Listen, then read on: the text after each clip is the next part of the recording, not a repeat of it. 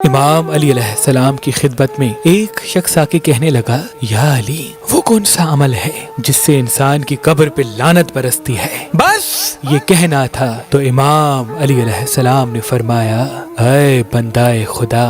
میں نے اللہ کے رسول سے سنا کہ جو انسان کسی انسان کو دھوکہ دیتا ہے، فریب کرتا ہے، دل توڑتا ہے، تو ایسے انسان کی قبر پہ اللہ کی لعنت برستی ہے۔ یاد رکھنا، انسانوں کے دل توڑنے والے انسان کے جسم میں مرنے کے بعد ایسی بدبو پیدا ہوتی ہے جو فرشتوں اور اللہ کی رحمت کو قریب آنے نہیں دیتی، اور وہ روز محشر بھی اسی بدبو کے ساتھ کھڑے ہوتے ہیں، اور قیامت کے دن جہاں جہاں سے وہ گزرتے جائیں گے، ہر کوئی اس کی بدبو سے اسے پہچان لے گا کہ یہی ہے وہ انسان جو انسانوں کا دل دکھایا کرتا تھا، اور وہ اسی طرح نشان عبرت بن کے دوزخ تک پہنچے گا، اور اس کو کسی بھی عبادت اور نیکی کا اجر اللہ کے دربار سے نہیں ملے گا۔ اے شخص، اپنے آپ پہ یہ قانون نافذ کر لو کہ تمہارے وجود سے کسی بھی انسان کو تکلیف نہ ملے،